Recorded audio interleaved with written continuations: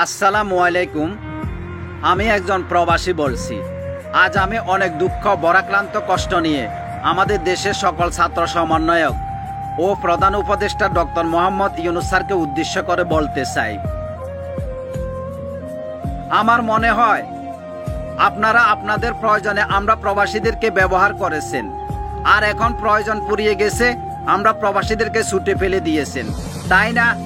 আমরা প্রবাসীদেরকে নিয়ে আপনারা মুখে অনেক বড় বড় বুলি ছুড়েন। প্রবাসীদেরকে ভিআইপির মর্যাদা দেবেন, সর্বজনীন ভাতা দেবেন, প্রবাসীদের বিমানের টিকিটের সিন্ডিকেট বাতিল করে দেবেন। এইভাবে আমরা প্রবাসীদেরকে শুধু সান্ত্বনা দিয়ে যাচ্ছেন আর শুধু স্বপ্ন দেখিয়ে যাচ্ছেন। কই বাস্তবে তো কোনো কিছুরই কার্যকর হচ্ছে না। আদৌ আপনারা বিমানের টিকিটের সিন্ডিকেট বাতিল করতে পারেন নাই। এই ফ্যাসিস্ট স্বৈরশাসক সরকারের সময় টিকিটের যে মূল্য দিয়ে আমাদেরকে প্রবাসে আসতে হচ্ছে, এখনো সেই মূল্য দিয়ে আমাদেরকে প্রবাসে আসতে হচ্ছে। এই সিন্ডিকেট কি আপনাদের নজরে পড়তেছে না? তাই সময় থাকতে টিকিটের মূল্য 25,000 থেকে 30,000 টাকা করুন। তা না হলে আমি বলতে বাধ্য হব, একটা স্বৈরশাসককে বিদায় দিয়ে আর একটা স্বৈরশাসককে জায়গা করে দিয়েছি।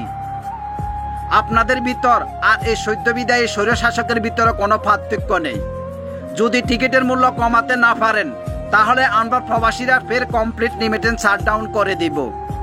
আর যারা এই টিকিট নিয়ে সিন্ডিকেট ব্যবসা করতেছে, তারা নিশ্চয় আওয়ামী লীগের দালাল। তাদেরকে যত দ্রুত পারেন এই সেক্টরগুলো থেকে অপসারণ করুন।